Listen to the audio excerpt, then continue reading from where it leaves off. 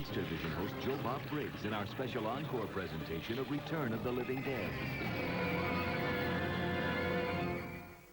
All right, only 19 minutes into this baby, and I'm already in a better mood than I've been in months. I love this movie. I think it's got the perfect mixture of comedy and reality. It was written and directed by Dan O'Bannon, the guy who wrote Alien, and it was originally supposed to be directed by Tobe Hooper, who is best known, of course, for the Texas Chainsaw Massacre and Poltergeist. And actually, I'm going to back up and tell you a little bit more about this movie. Night of the Living Dead, the original, the famous one, came out in 1968. And that was made by a couple of guys in the advertising business in Pittsburgh, George Romero, the director, and his writing partner, John Russo. So after it became the most successful independent horror film in history, Romero and Russo started fussing with each other over who had the rights, you know? And so what they settled on, this is really weird, but Russo got the rights to the script and to the words living dead. But Romero got the rights to the word dead used by itself. Are you following this? Only lawyers could come up with this. That's why George Romero's sequels are not living dead movies, they're dead movies. Dawn of the Dead and Day of the Dead, not to be confused with Sam Raimi's Evil Dead series. And I wonder if Sam owns the rights to the words Evil Dead. I wonder what his lawyer says. So anyway, Russo, the forgotten partner in the series, he ends up owning Living Dead. So he writes up this story, the one we're watching. He wrote this in the early 70s. Then in the late 70s, he sells the story to a Chicago stockbroker. Are you following me? The Chicago stockbroker hires Dan O'Bannon to write a new script and Tobe Hooper to direct it. Tobe drops out. Dan takes over as director. They make the movie. The people who own Romero's Dead movies sue him anyway to prevent its release, saying it'll be confused with Romero's films. They fight about it. They settle it. It comes out a year late. End of story. I'll shut up now because we got the scene that almost single-handedly made Linnea Quigley a big star and seriously contributed to her being the scream queen that she is today. And Linnea, are you here? Yes, I'm here, Joe Bob. Okay. Does this scene embarrass you, the one we're going to watch? It depends who sees it. Well, we're all going to see it now, honey. Okay, go. And, you know, when Day of the Dead did finally come out, the third in Romero's series, some people said the reason that that movie flopped at the box office is that this movie, Return of the Living Dead, came out first, you know, ruining zombie movies forever. Because after you've seen these cadavers, it's kind of hard to take the original ones seriously anymore. So somehow in the early 80s, zombie America had changed, as you'll see right now, when our guest, Linnea Quigley, as the punk rocker Trash, writhes bodaciously on a tombstone. Now, back to Monstervision host Joe Bob Briggs in our special encore presentation of Return of the Living Dead.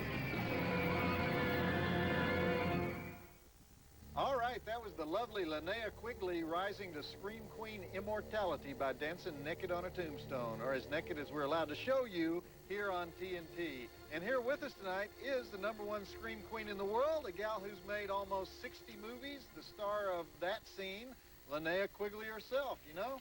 Wow, A lot of people remember that scene, and you must get asked about that all the time, right? Oh, yes. And when I tell them I'm the one that was on the tombstone naked, they're just like, oh, yeah. Yeah, it's cool.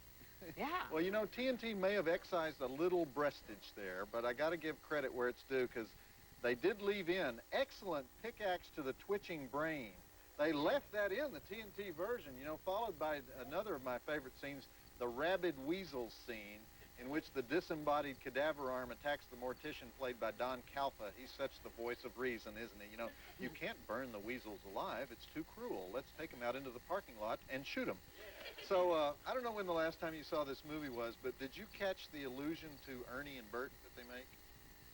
Oh, yeah, okay. Yeah, they do. Okay. One's Bert and one's Ernie. Yeah, which is very Sesame Street. Right. Yes. In this movie. Okay. You seem so demure. Right? Can I use that word, yes, demure? Yes, you can use that word. And every time I see you in the movies, you're some kind of man-killing, demon-possessed punk goddess. You're stereotyped as a man-killing, demon-possessed punk goddess, right? Yes, I am stereotypically a demon-possessed punk goddess, but, you know, that's my evil twin that's really doing that. Yeah, well, for the people that aren't familiar with your career, your first film is one of my favorites. It's another one where you're topless. You know what film I'm talking about? Your very start first with film. an F? Yes. Yes, I remember. Oh my God, I was so scared on that. Yes. Fairy You tales. like that film? Fairy tales. I love fairy tales. Oh my yeah. God. Do you have the Yeah, it's soundtrack like- and everything? Oh yeah, it's like the the only exploitation fairy tale film, and you Yeah. play Snow White, right? Is it Snow Very White? close. Sleeping Beauty. Sleeping Beauty. Yeah. Okay, It was sorry. my Well, first you know, part. I I was was sleeping. distracted because you're, you know, it's the only. You're naked in that film. And Oh that- yeah. it was- Yes. And that was in your pre-victim days, though. Wasn't long Mhm. before you were getting decapitated and stabbed and prodded and attacked by a demon-possessed showerhead. What was that movie where you were attacked by the demon-possessed showerhead? Oh boy. I can't remember the names of them. It was Witch Trap. That was it. Witch Trap. Witch That's Trap. right. Okay. What have they asked you to do that you won't do? Oh, I don't like to have like mucus in my nose coming down, things like that. Well, nobody likes that. Yeah, but you know, now that I'm like, you know, being a real actress, I can maybe handle that. So when was the last time they asked you to oil up for a role? Oil up? Wait Well, a minute. you know, full special effects makeup. Oh God, it's been a while. Okay, I so you don't do that really, I don't, you know, I mean, I don't really like to do that. You tell me, you were just in a big budget movie like last week. Yesterday, Yesterday. actually. What? Yeah. Played to the Bone, where I got to play a OD cooker. With Woody Harrelson. Woody Harrelson and Antonio Banderas. That's great. So that was fun. Okay, well, before we get too sidetracked, we better get back to the flick. Uh-oh. And, see, well, no, you stay here. We're going to talk to you at the next break. But I just wanted to, see, I noticed that Ernie and Bert reference because I study these movies carefully for literary allusions. I'm not just looking at the scene where you dance naked on the tombstone. You know, some filmmakers make allusions to Hitchcock, Billy Wilder, Jane Austen, Shakespeare, not Dan O'Bannon. Dan alludes to Sesame Street because the man knows his audience. So I don't mean to offend you because But no, you know, but you're the they're queen the of ones these movies. paying the money. So, That's right. you know. Now, back to Monstervision host Joe Bob Briggs in our special encore presentation of Return of the Living Dead. Frankly, Bert, I think you acted precipitously in cutting up the corpse. Ernie has all the best lines in the movie, doesn't he? Well, we've got the gal with the best something else here with us, Linnea Quigley. And Linnea, there's another B-movie star in the cast with you, Jewel Shepard. Yes. Jewel is the one with the bad pompadour, which does not do her justice, really, because she's very beautiful. But she wrote a book where she interviewed you, right? Yes. Invasion of the Bee Girls. Invasion of the Bee Girls, where she listed all of the great horror film actresses of the 80s, and you were one of them. And you worked with Jewel a lot, right? Oh yeah, we met before that, like doing like different posters for movies before they were sold in the old days, you know, where they would like, you know, get a bunch of girls together and, you know, bikinis and things and sell the movie on that. That's not the old days. They still do that. Oh, okay. All right, you guys are kind of dressed like punk rockers in this flick, and in several of your movies they cast you that way. But what some people don't know is that you were a punk rocker, right? Yes, With a I band in L.A. Mm-hmm. What was your band? It was called The Skirts. Which Yeah? was Were all you girls. good? I thought so. I thought we were really good. Did you sing or play bass, or what did you do? I played guitar and I sang. And you played like just around L.A. or? We played Took like it on the different. road? Yeah, we played different places besides L.A. You know, Palm Springs and different places. You were like really bad girls? that. Well, not really. I mean, we get scared when the germs would come in and like try to trash everything, and but we pretended to be bad. The band. The bad. Yeah, the Okay. germs. Remember the germs? Okay. But that was before you became a scream queen. And now when people hire you to be a scream queen, what is it they're looking for? Obviously, you're beautiful, but what's the secret to being a good victim hero? Because you're always a victim and a hero, right? You get picked on, then you pick back. So Yeah. what do you have to do? Well, when you start out, you're always the victim, so you die fairly soon, and you have to be able to die well, scream well, run well, and then you become the one that gets to beat them up. So you get to like live through the movie, and you just have to, kick ass. And you have to be able to wear that special effects makeup Ugh. and still look good, right? Oh no, you can never look good in that. You look good in that, Linnea. Ah. You ever get tired of being a scream queen, though? No, I like it. Yeah? I like it because as a kid, I liked to watch the movies where the women would be the strong ones beating up monsters, or they'd be running from them. I like that whole thing. Well, I think this flick is one of your best flicks, and we're going to get back to it now.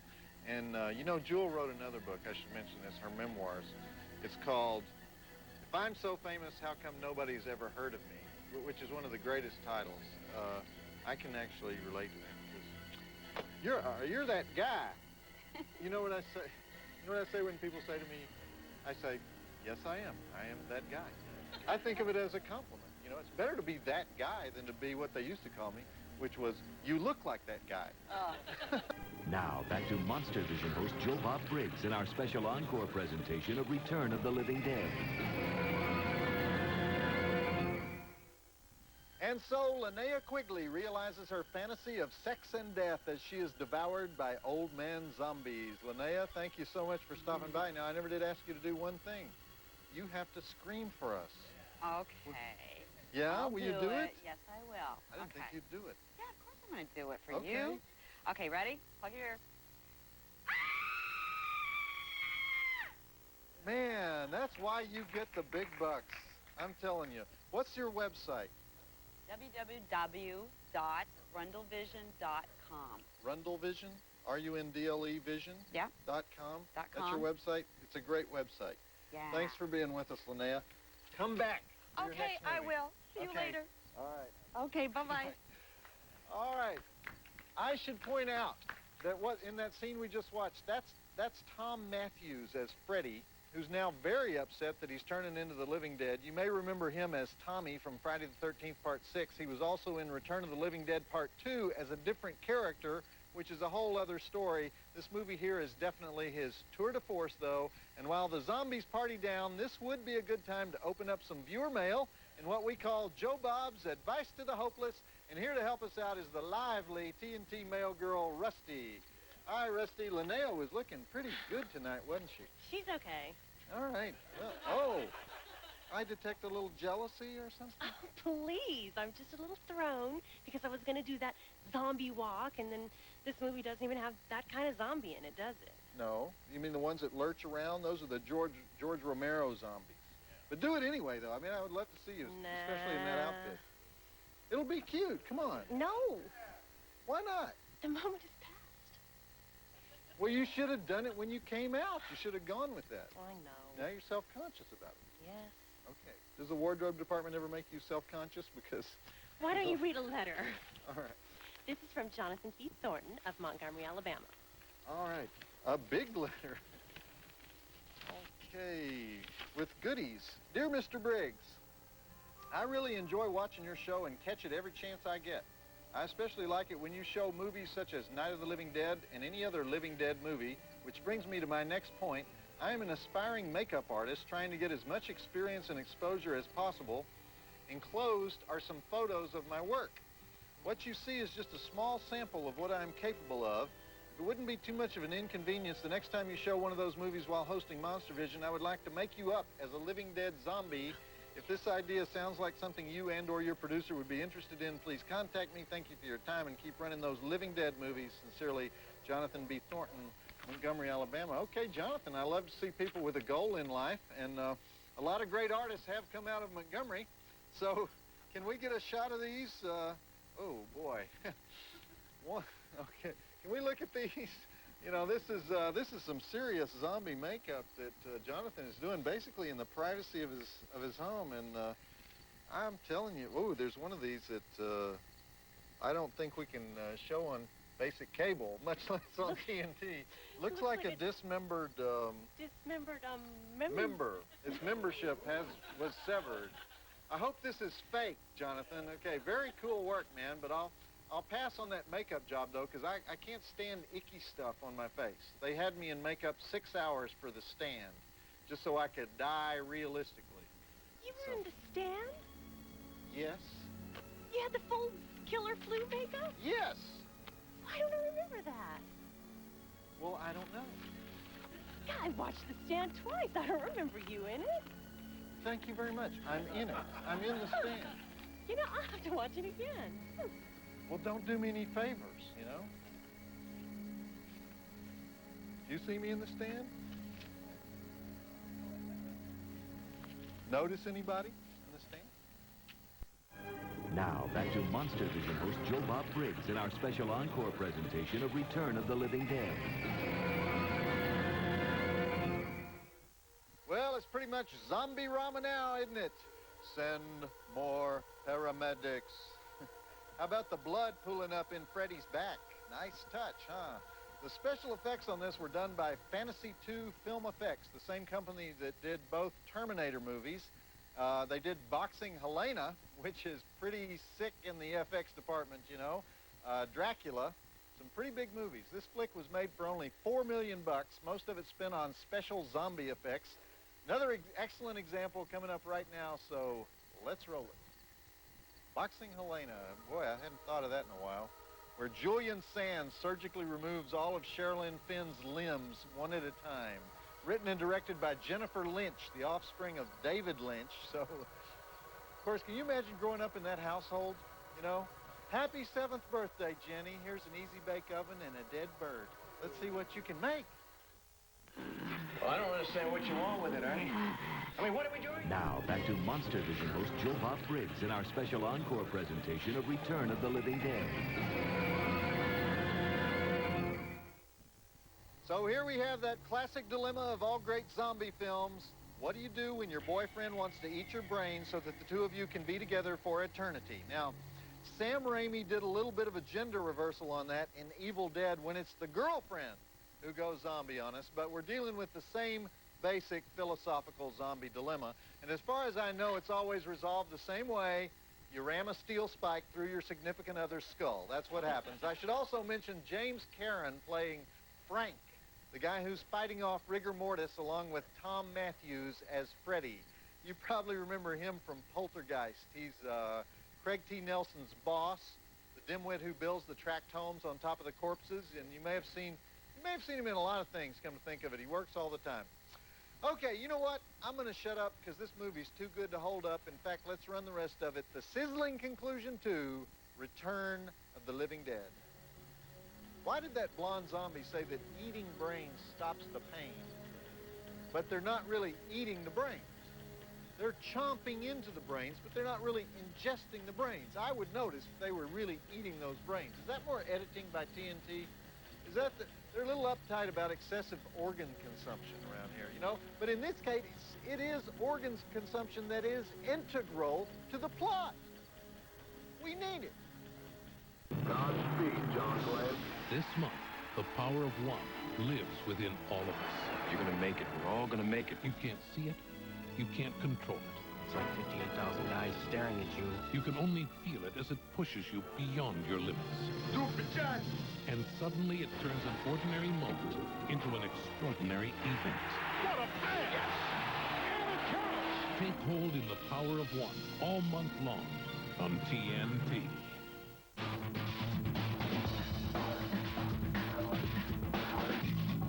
TNT and Hallmark Entertainment bring new life to a cherished classic with Charles Dickens' A Christmas Carol. Currently filming in London, Patrick Stewart is the miserly Ebenezer Scrooge. While being totally faithful to Charles Dickens, it will be a vision of Christmas Carol that hasn't quite been seen before. A Christmas Carol premieres this December on TNT. You pirate? Yeah, absolutely, Steve. And just completed TNT's final cut of Pirates of Silicon Valley. Noah Wiley stars as Apple Computer's fearless leader, Steve Jobs. Jobs, thought information is power, power to the people. Anthony Michael Hall is Microsoft rival Bill Gates. He had a real strong sense of admiration for Steve Jobs. He forced him to take it to the next step. See Pirates of Silicon Valley, Sunday, June 20th at 8 p.m. And for an update on current TNT productions, check out our website at tnt.turner.com. The best show ever. ER. TNT. 5 nights a week at 7. What do we have? ER. TNT. See it every weeknight at 7.